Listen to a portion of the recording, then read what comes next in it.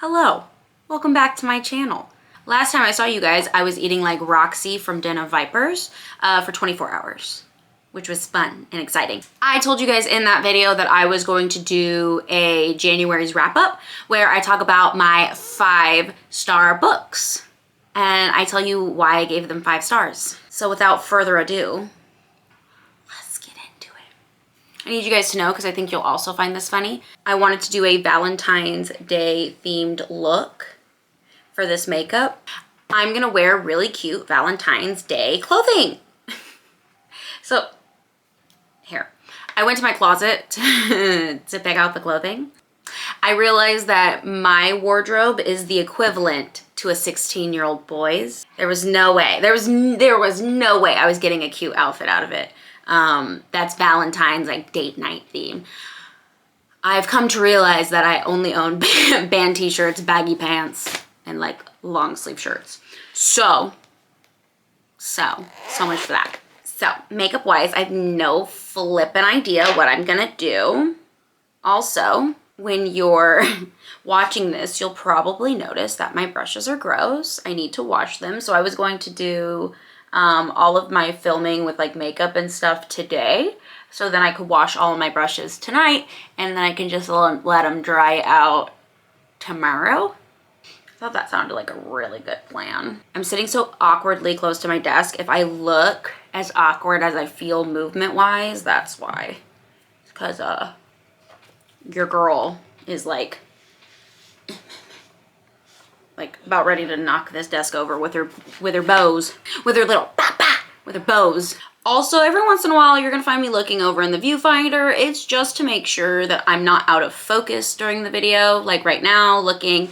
And so I make sure that I'm not out of focus with the video, because I just bought this camera and I tried Googling how to get the camera to stop autofocusing off of me. It's a struggle and a half, guys. Okay, so let's get into it, shall we? Shall we get into this? Let's see.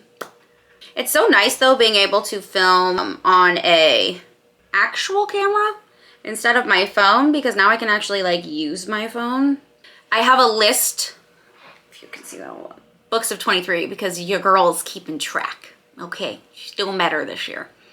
We're only talking about the books that I rated 4 and 5 stars. I know I'm gonna title it as 5 stars, but it's 4 and 5. Because I feel like 4 is still like, I really enjoyed this book. It just missed something that took me into the 5-star category. But anything that's below a 4, I'm not gonna talk about it, because this is somebody's baby. And you know what? And everybody likes different things. So just because I rated something lower doesn't mean you would rate it lower. So I'm just not gonna come up in here and talk about it. I read 24 books in January. And of those 24 books, 15 of those were 4 and 5 stars.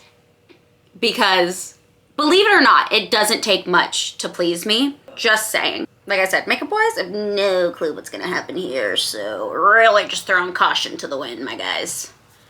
It's also, you guys can't tell because of the ring light. Maybe you can when I go to edit this. It might look different in like the recording stage than it does in the actual like uploading stage. It is dark in here, okay? Because I can't have too much light, because then it washes me out. I'm still figuring out how to function like an actual camera. So it's a bit of a struggle, to say the least. The second book I read in January happened to be a 5-star book. I'm going to be very transparent in the fact that the author of the book actually reached out to me and asked me to read it. She sent me the e-copy. I absolutely fell in love with it. I'll obviously post pictures on the screen of the books as I go through them. This book was called Wickedly Trapped. I just get so excited even thinking about the book, to be completely honest with you. This book is about Kate, who is a divorcee. Is that how you say that? And her daughter and friend live in Florida. So she's like, you know what? I have nothing keeping me here except for bad memories of my ex-husband. So I'm going to move to Florida. So she moves to Florida. She is at a bar with her best friend, Jill. And she runs into an asshole bartender, right? And so she's just like not having a good experience at this bar. Earlier in the night, she was groped by some random cretin. And so she's just like, you know what? F it. I don't gotta be here. I don't gotta put up with this nonsense. So she takes off. So as she's leaving the bar, the cretin, dusty, crusty man from earlier tries to assault her. Like, ew. Ew, David. Ew, no, David. Every time I say ew, it reminds me of that. And the asshole bartender comes to the rescue. He does. Comes to the rescue and he walks her back to her apartment, which, fun fact, happens to also be his apartment complex where he lives with his really hot best friend since childhood, Reed. I didn't say anybody's names. The asshole bartender, his name is Heath, by the way. So Heath and Reed have been friends since childhood. Heath and Reed have this taboo kink where they love to share women. It's like their thing. They love it. They're into it. So they want to share Kate. And for Kate, that's really taboo. She's lived a very run-of-the-mill missionary sex life before this.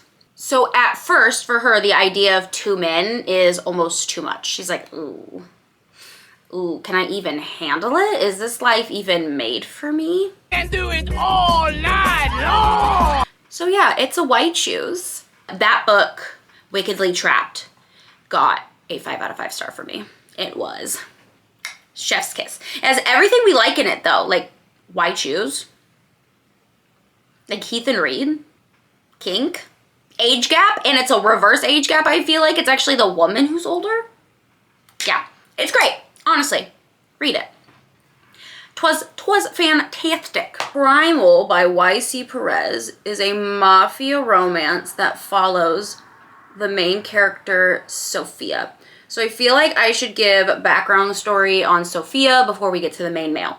So Sophia was in a long-term relationship with a man who broke her down mentally, right?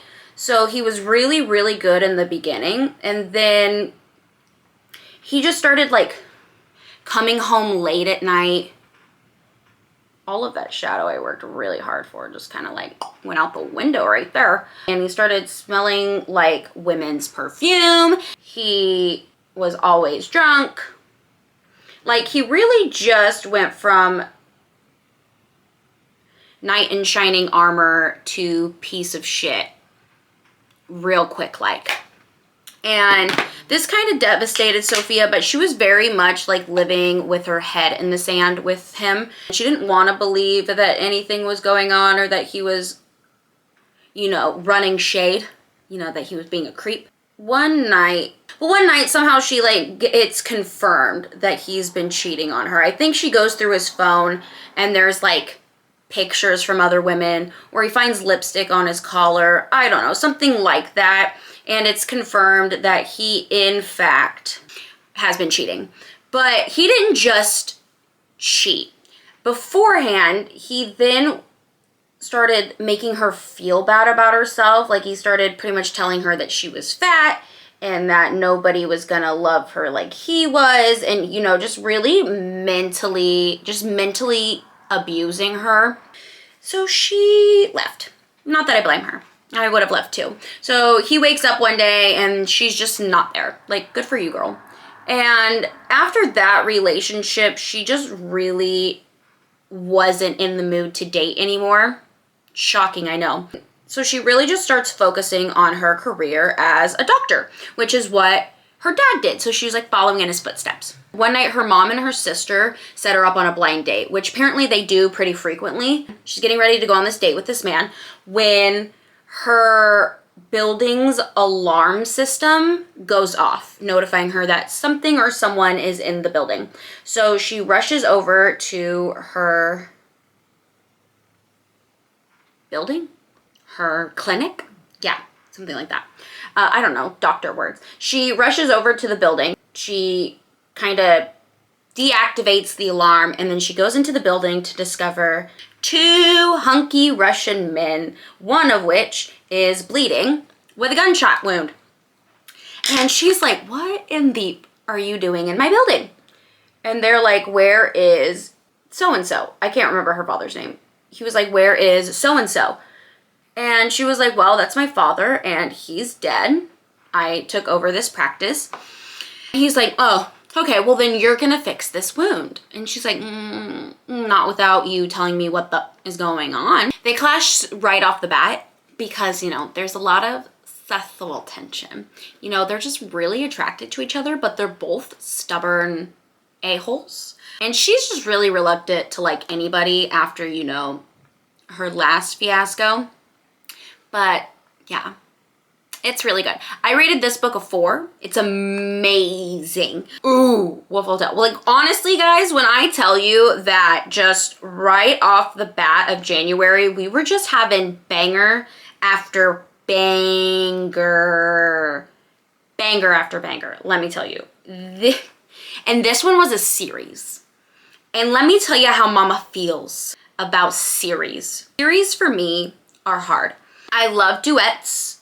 I even love a 3-book series, but sometimes when series go into like 4 books, 5 books, 6 books, 7 books, 8 books, 9 books, and we all know what series I'm talking about at this point, it becomes too much for my little pea-sized brain. Ooh. That's it, I'm not going. Oh. That's it, I'm not going. Can I just tell you, every once in a while, I live my best life by doing the Grinch. Jury duty, blackmailing, fiction notice. I don't know why. I'm not good at it. You know, like we all have skills in life, and that, 'tis not mine. But you know, I still do it. And I also love doing Lord Voldemort. That took me a minute. Lord Voldemort. Harry Potter, the boy who lived, come to die. Avada Oh, I think I'm funny. That's all that counts. You know, life's short. I think I'm funny. So anyway, we're gonna get into the Wolf Hotel theory. Let me tell you. Let me tell you. I love it. The Wolf Hotel is about a girl named Abby. Abby is from a small town. If you ask me where, I won't know. That's how book amnesia works, okay? She's from a small town, and she was raised very religious. She had a high school sweetheart that they followed each other out of high school, obviously, to college. She goes to a Christian college. Her and her high school sweetheart were saving themselves for marriage. One day, she walks in on her high school sweetheart, banging it out with someone else. He was just, wow, that's holy, wow, I can't stop staring at myself now. He was just banging it out with someone else. And can I just tell you that this right here was the opening scene. And this kid, Jed, and I'm thinking it's short for Jedediah because, educated guess.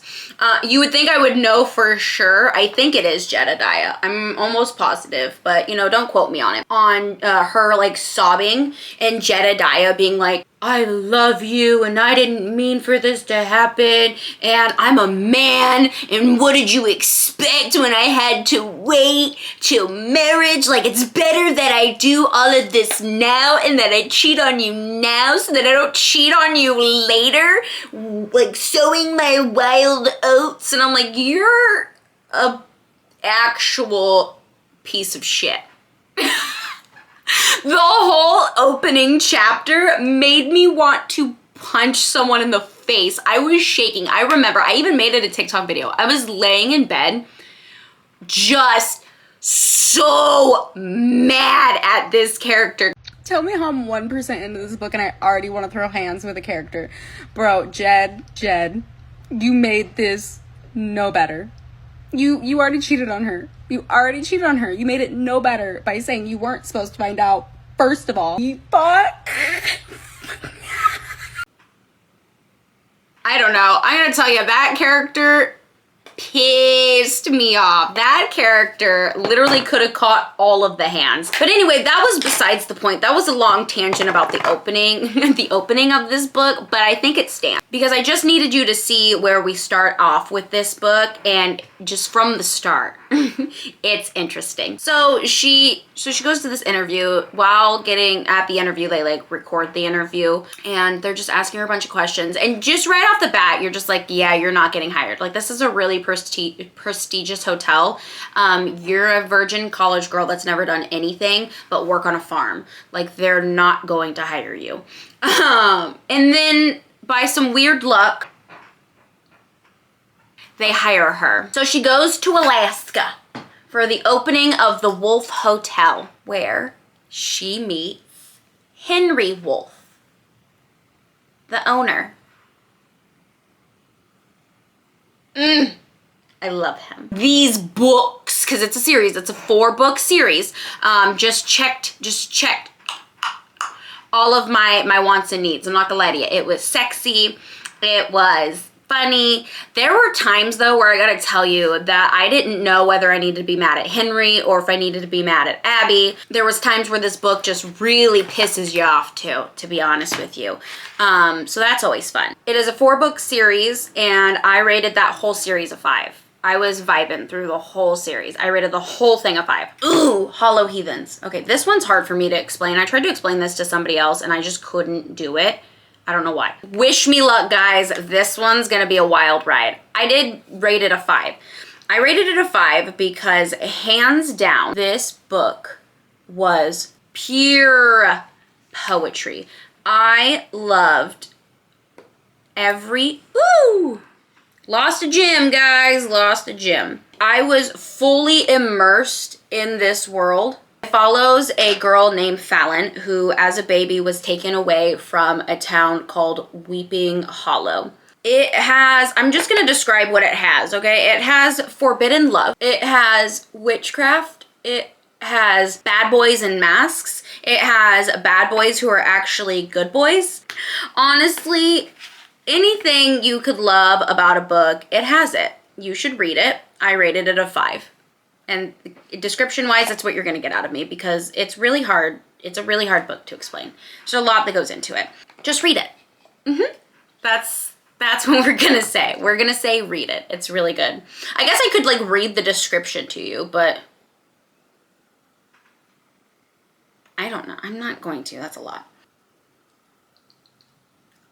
Rune of Roses is a dark fairy tale retelling of Beauty and the Beast. Now, let me tell you, I've only ever liked, this is now my 3rd retelling that I've liked. And usually, I will say, not a huge fan of retellings, but this one was cool. I really like this one. I rated it a 4 because it's not a typical retelling, and that's what I liked about it. This book was so unique concept-wise and like its own story that you truly wouldn't know that it was a Beauty and Beast retelling. There's some things here and there that you can kind of pick up on where you're like, oh, I could see this being this character or this referencing this part of Beauty and the Beast, but nothing where you literally read that and you're like, okay, it smacked me in the face as Beauty and the Beast. I basically just read the adult Beauty and the Beast, which there's nothing wrong with that. It's just not my vibe. So it follows a girl named Finley who goes into like the forbidden dark forests because everyone of the older variety in her village gets sick. And there's these like plants that could be a cure, but isn't a cure right now because she doesn't know how to specifically like make the cure, but she knows how to make it strong enough to where the side effects aren't as brutal so people can get a couple more years out of their lives, unlike what they were doing prior. But the forest is guarded by a dragon who is Nynaethane, the beast. I'm just gonna call him the beast, the dragon. Just want you to see my gems.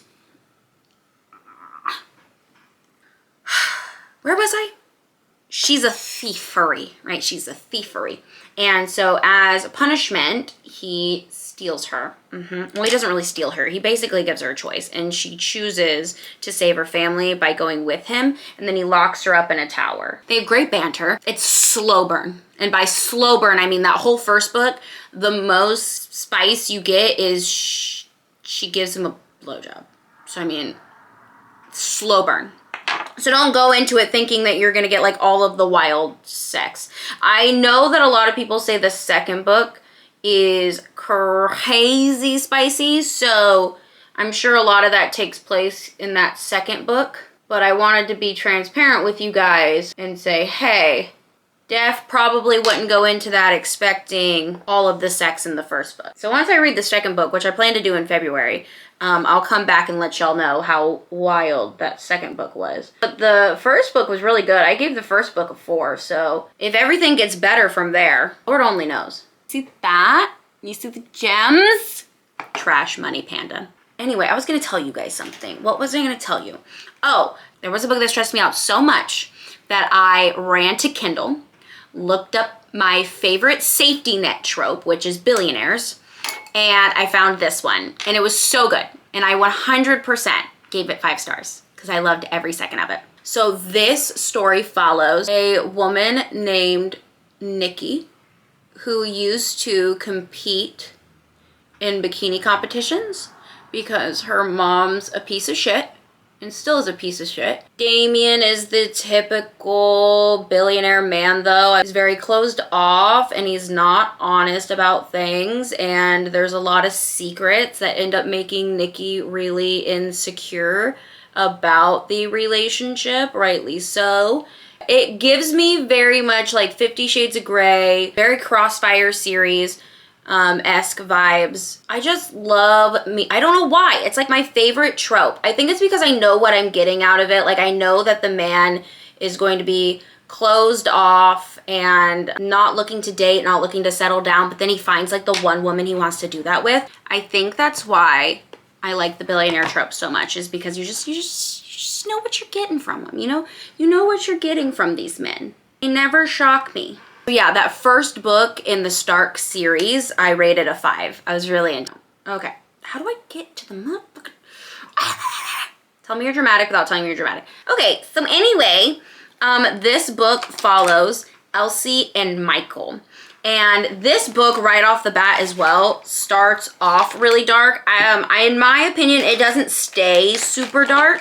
So it starts off by the fact that Elsie and her 2 best friends got trafficked, picked up while they were on a trip together. They were going on like a summer trip to celebrate the end of high school and going into college, where they were then picked up and trafficked by not so great men. And that's how we start off the book. I kid you not. And we start off the book already have been trafficked for a lot of years. And so basically, Michael ends up visiting one of the facilities that they are kept in, and he leaves his car unattended, and Elsie's basically like, this is my chance. If I don't hop in this man's car now, I'm going to die here. And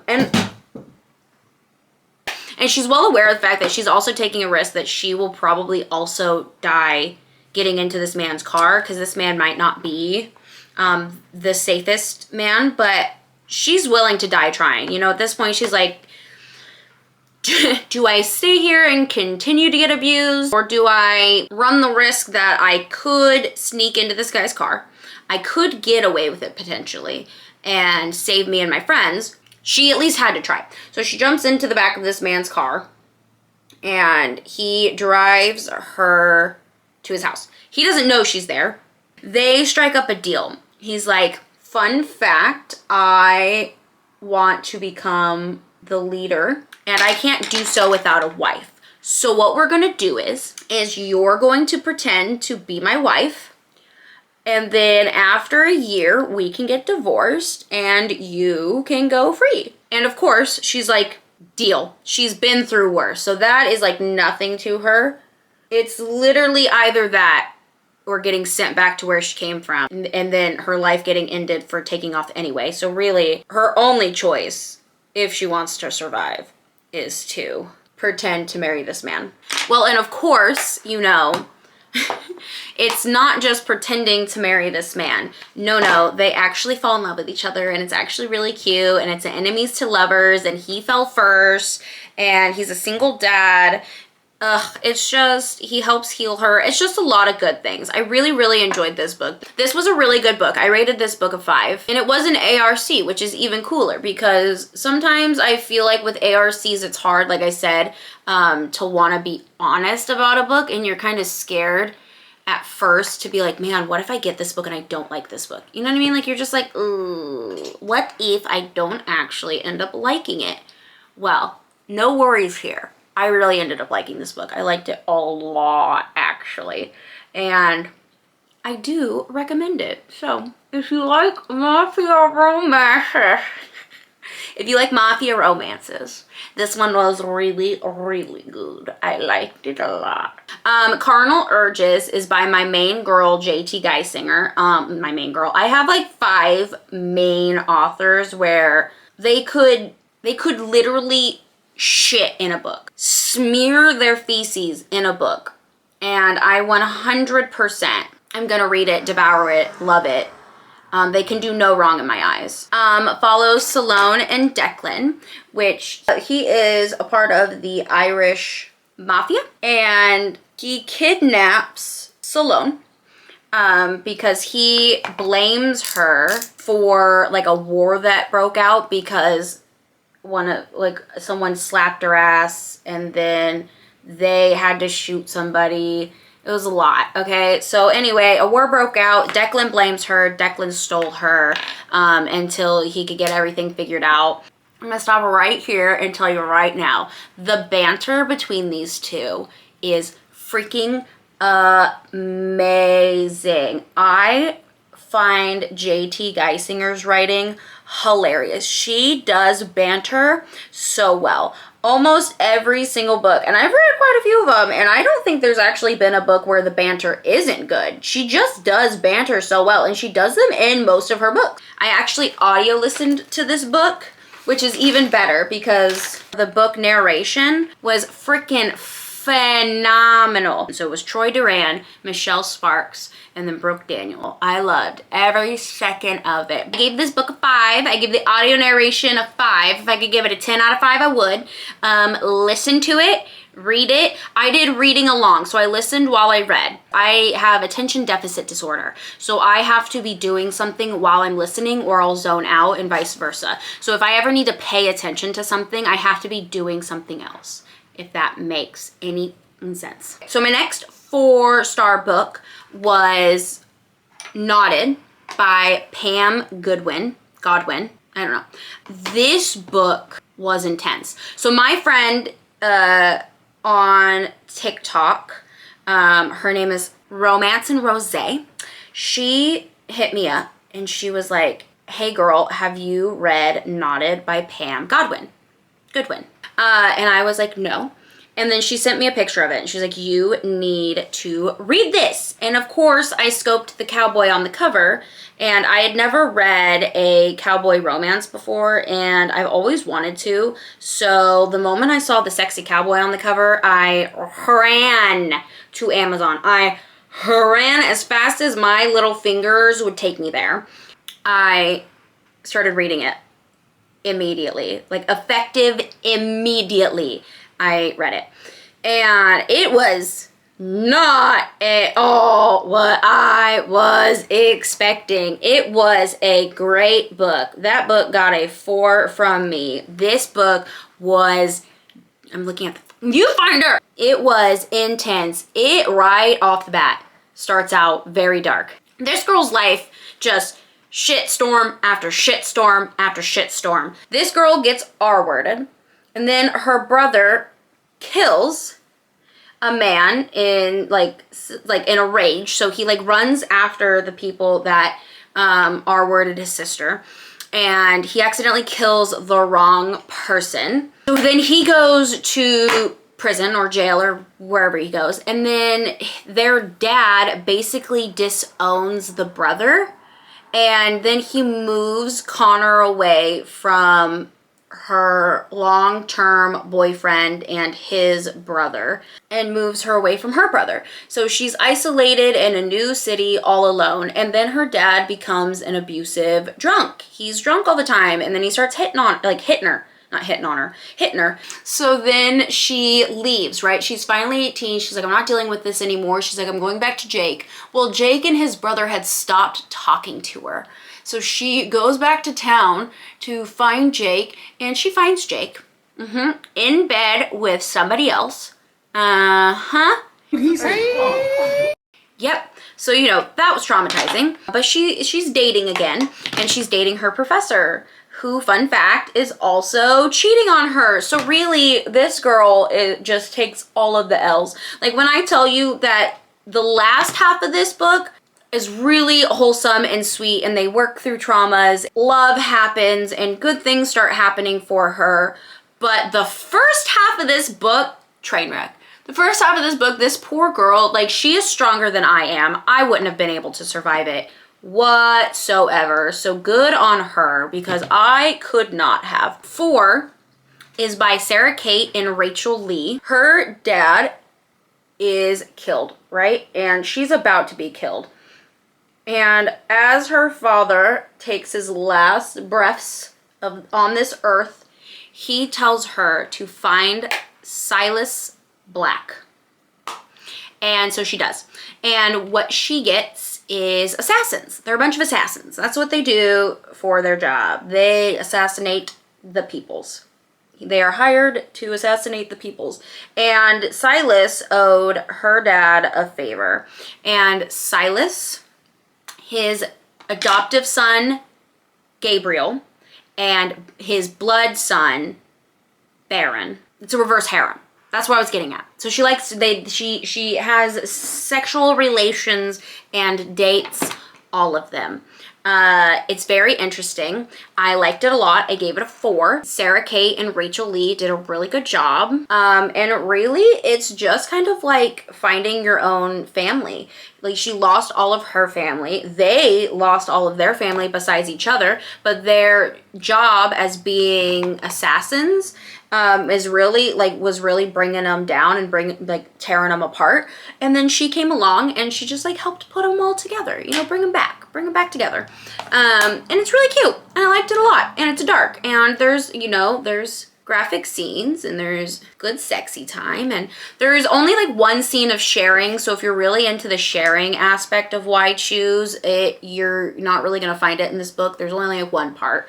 But there is also a book called 5, and it's a duet to it. I haven't read it yet, but I bet it's really good, because anything that Sarah Kate touches, I find phenomenal. She could write the ingredient list on my shampoo bottle, and I would devour the content. I've said that to her many a times. I'm sure at this point she's like, this girl needs to stop.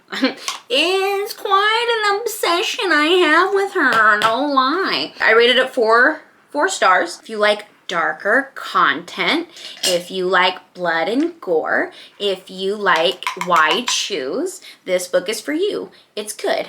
It's funny. It's sexy. It's good. I'm gonna keep saying it. It's good. Read it. I was into it. I vibed. I loved it. Devoured it in 2 days. It was really good. We're ending this video with a 5-star book called Wickedly Tainted, who follows the best friend from the first book. Her name is Jill.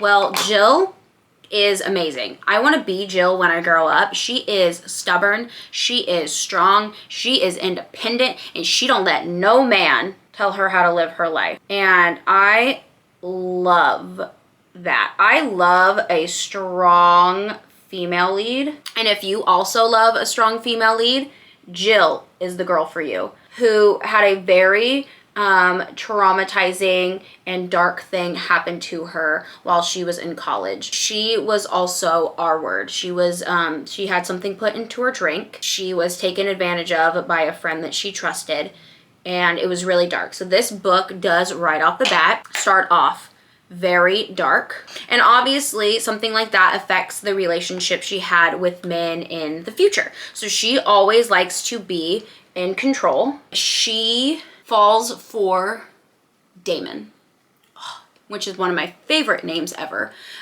Damon, he is a dominant. He loves to be in control in the bedroom. But outside of the bedroom, Damon is a glorified simp. You say jump, he says how high. We love a man that can transition. He's like, in day-to-day life, you are the boss. But in the bedroom, I am the boss. And I am here for it. Loved every second of it. The book was funny. The banter is funny. The way they bounced off of each other cracked me up. The spicy kinky scenes are extra spicy, extra kinky. I enjoyed every single second of that book. When I tell you that Damon could suck the literal fart out of my asshole and I would say, thank you, sir, can you do it again? I'm not lying. When it comes to reading second books in series, I am always really hesitant to, because I never believe that they're gonna be as good as the first ones, but this one exceeded expectation. Every single book that I gave a 4 or 5 star to, I hands down enjoyed reading every second of them. And that's the truth. The books, and like I said, I read 24 books. The books that I don't enjoy reading, I'm not just gonna get on here and blow smoke up anybody's butt and be like, hey, go read these. If you find them on your own and you loved them, that's great. But I'm not gonna sit here and rep them. It is what it is. That's just the truth. So if I'm sitting here and I'm putting my name to a book, you know it's good. Because I'm giving my stamp of approval. I'm signing off saying that you're gonna read this book and you're probably going to love it as much as I did. And if you don't, I don't care, because I loved every second of this book. And I hope that if you follow me on TikTok, or if you follow me on Instagram, or if you're now following me on YouTube, if you find any of my social media platforms and any of the books that I jump on and review, oh my goodness, there's a whole ass book I forgot about. Honorable mention real quick, because I'm running out of time and battery and minutes. Hawk. Hawk was amazing. Hawk follows a girl who is in a mentally abusive relationship. They get a roommate. She falls in love with the roommate. She finds out that her current boyfriend is a literal piece of shit. It's amazing. It's great. I gave that book a 5 star. I was obsessed with it. Anyway, sorry that was quick. The book is great. That was my January 4 and 5 star books. If you go out and you buy any of these books, or if you go in Kindle Unlimited, or if you go to KU and download any of these books, if you read them because of my recommendations, please drop in the comments below what you thought of my 4 and 5 star books. If you agreed or disagreed with any of my reviews or with any of my ratings.